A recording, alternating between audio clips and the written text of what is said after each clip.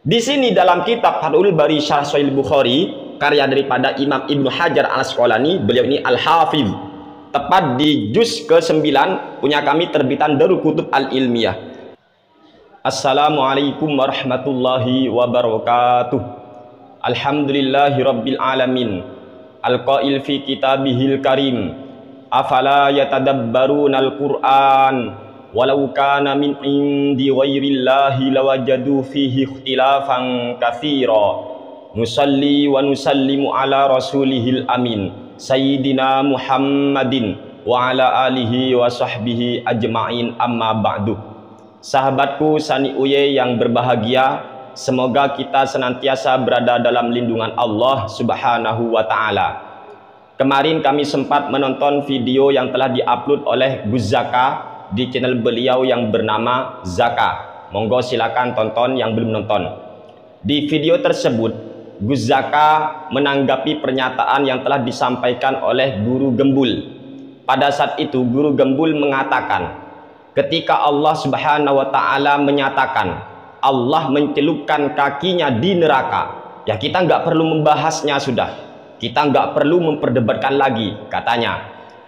Kemudian Gus Zaka menanggapi pernyataan tersebut bahwa Guru Gembul ini seolah-olah ya anti takwil, teman-teman, anti takwil. Oleh sebab itu teks ataupun nas yang terdapat dalam Al-Qur'an kayak hadis kayak itu sudah dipahami ya literaturnya aja wis, secara tekstual, itu katanya Guru Gembul kalau kami tangkap di video Gus Zaka, teman-teman. Sekarang begini Rek, mana yang benar, apakah Gus Zaka atau Guru Gembul? Lah ini yang banyak ditanyakan oleh netizen kepada kami, teman-teman. Maka kami jawab, pertama, kita punya kaidah bahwa Al-Qur'an itu merupakan firman Allah Subhanahu wa ta'ala, dan Allah telah berfirman di dalam ayat suci Al-Qur'an, afala yatadabbarunal Qur'an, apakah mereka tidak mengangan-angan tentang isi Al-Qur'an? Walau kana min indi ghairillahi lawajadu fihi ikhtilafan katsira. Andaikan Al-Qur'an ini turun dari selain Allah, maka niscaya mereka akan menemukan banyak perbedaan di dalam Al-Qur'an yang begitu banyak.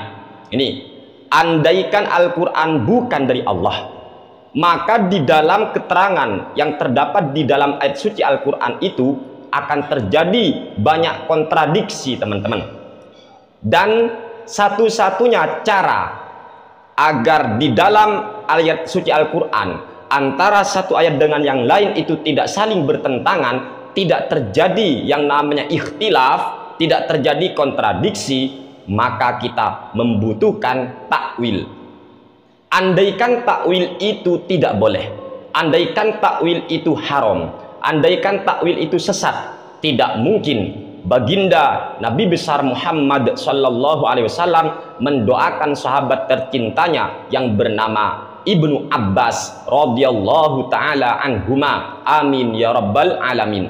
Di dalam kitab Musnad Ahmad, Imam Ahmad menyatakan Rasulullah sallallahu alaihi wasallam pada saat itu ada riwayat hadis bahwa baginda Nabi besar Muhammad sallallahu alaihi wasallam mendoakan sahabat Ibnu Abbas dengan doa, Allahumma faqihhu fiddin wa 'allimhu ta'wil.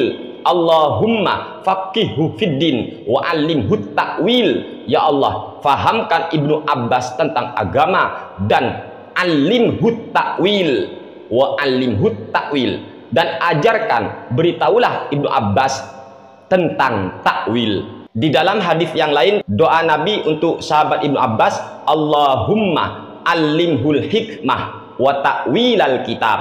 Allahumma allimhul hikmah wa ta'wilal kitab. Ya Allah, berilah tahu kepada Ibnu Abbas tentang hikmah dan mentakwil Al-Qur'an. Ini, teman-teman. Jadi kita harus pertimbangkan ini. Andaikan takwil sesat, andaikan takwil itu tidak boleh, maka Nabi tidak mungkin mendoakan sahabat Ibnu Abbas agar bisa mentakwil Al-Qur'an atau ayat gitu. Yang kedua, seperti yang telah kami jelaskan, andaikan kita ini tidak mentakwil, maka akan terjadi beberapa kontradiksi di dalam ayat suci Al-Quran, teman-teman. Padahal Allah sudah menyatakan, apa mereka tidak merenung tentang Al-Quran? Andaikan Al-Quran itu bukan dari Allah datangnya, niscaya mereka akan menemukan banyak masalah kontradiksi yang ada dalam ayat suci Al-Quran. Contoh, di dalam ayat Allah berfirman, nasullaha fanasiyahum, nasullaha, mereka lupa kepada Allah, fanasiyahum, maka Allah pun lupa kepada mereka. Ini makanya ini, masa Allah punya sifat lupa? Tidak. Andaikan mereka ngotot, lah iya Allah punya sifat lupa, maka Allah membantah dengan ayat yang lain, wa ma kana rabbuka nasiya, wa ma kana rabbuka nasiya, Tuhanmu bukan zat yang lupa. Ini, maka tidak cocok ini dimaknai lupa, nasiya ini teman-teman, gak cocok. Ada lagi ayat, man dzalladzi yuqridullaha qardan hasanan fayudha'ifahu lahu wa lahu ajrun karim. Man dzalladzi yuqridullaha qardan hasana, siapa yang mau memberikan hutangan yang baik pada Allah? Coba, masa Allah mau hutang? Wong semua ini milik Allah, tetapi Allah menggunakan aqrada yuqridu. Man dzalladzi yuqridullaha qarda.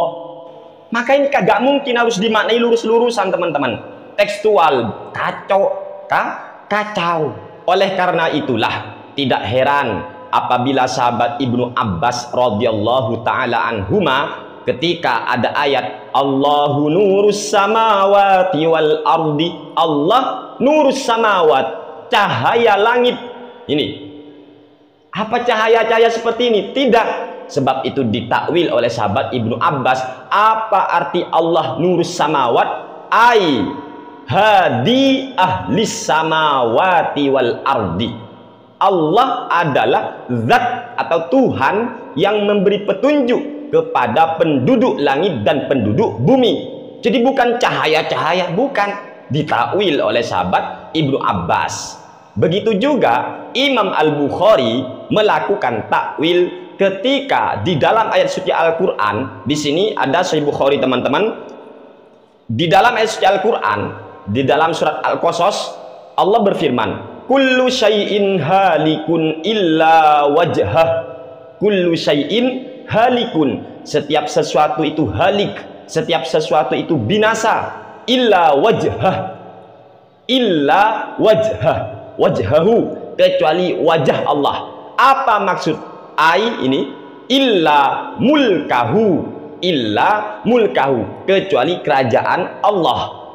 Wajah diganti mulkahu. Ini menurut Imam Al-Bukhari, bukan orang sembarangan ini. Imam Al-Bukhari pakar hadis number one ini, mentakwil ini. Kemudian masalah Allah mencelupkan ataupun memasukkan kakinya katanya di neraka. Di sini dalam kitab Fathul Bari Syarh Sahih Bukhari, karya daripada Imam Ibnu Hajar Al-Asqalani, beliau ini Al-Hafiz, tepat di juz ke-9 punya kami terbitan Darul Kutub Al-Ilmiyah. Apa yang dimaksud kaki? Apa kaki-kaki yang kita lihat? Kata beliau di sini, walaisal muradu haqiqatal qadami, walaisal muradu haqiqatal qadami. Yang dimaksud dengan bahasa qadam tadi atau telapak kaki itu bukan haqiqatal qadam, bukan telapak kaki beneran ini teman-teman, tidak. Mengapa? Wal arabu tasta'milu alfadhal a'dha'i fi darbil amthali wala turidu a'yanaha. Orang Arab itu teman-teman sudah terbiasa menggunakan, melafatkan anggota tubuh untuk memberikan perumpamaan atau contoh, tetapi mereka tidak bermaksud tubuh itu, bukan. Contoh, tabat yada abi lahab. Ini tabat yada abi lahab, ini kan. Masa cuma yang celaka, yang binasa, yang nanti disiksa hanya tangannya Abu Lahab? Tidak, itu terlalu banyak teman-teman ya, terlalu banyak. Itulah orang Arab. Jadi di dalam ayat suci Al-Quran itu ada majas, kemudian ada musyakalah. Makanya penting di dalam ayat suci Al-Quran itu kita harus memahami ilmu balaghah, ilmu usul fikih dan semacamnya. Itu sangat penting sehingga kita ini tidak terlalu tekstual di dalam memahami ayat suci Al-Quran. Kalau tidak, maka saling bertentangan nanti teman-teman. Satu sisi Allah itu wa huwa ma'akum aina ma kuntum wa huwa, lan utawi Allah itu yang bersama kalian. Tetapi ternyata dipahami ilmunya katanya. Padahal wa huwa itu bukan ilmu Allah, tetap larinya domir ke Allah. Namun kita tetap tidak bisa menyatakan Allah bersama kita ini. Kalau Allah bersama kita gimana ya? Kan gitu. Tetapi ulama-ulama dulu itu ada yang menggunakan metode tafwid, kita pasrah ke Allah maksudnya. Lah ini, tetapi ulama kholaf mayoritas itu menggunakan takwil. Sebab apa? Sebab mulai munculnya orang-orang mujassimah, orang yang menjisimkan Allah, menempatkan arah kepada Allah. Ini teman-teman, yang sebagaimana sudah dijelaskan oleh Imam Ibnu Hajar Al-Haytami. Sebab itu para ulama ke belakang ini membuat yang namanya metode takwil. Untuk apa? Menyelamatkan umat, akidah umat ini agar tidak menjisimkan Allah. Allah bukan jisim, ya. Allah tidak berjisim. Oleh sebab itu jangan menyatakan kodam telapak kaki bener koyok ini. Jangan teman-teman, hati-hati.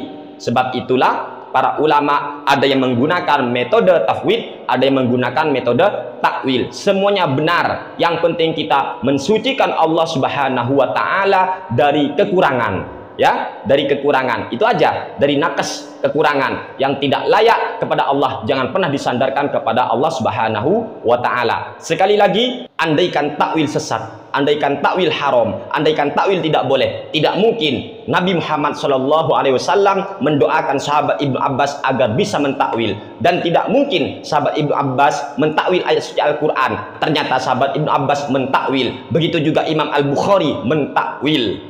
Oleh sebab itulah, mari yang anti takwil benar, tapi gunakan metode tafwid ya, metode tafwid. Jangan pernah menjisimkan Allah. Jangan pernah menjisimkan Allah. Hati-hati. Dan yang menggunakan takwil juga boleh, karena demi menyelamatkan umat agar tidak menjisimkan Allah Subhanahu wa taala. Dan itu sudah dilakukan oleh sahabat maupun Imam Al-Bukhari, ulama-ulama yang lain yang terkemuka, teman-teman. Semoga ini bermanfaat. Wassalamualaikum warahmatullahi wabarakatuh.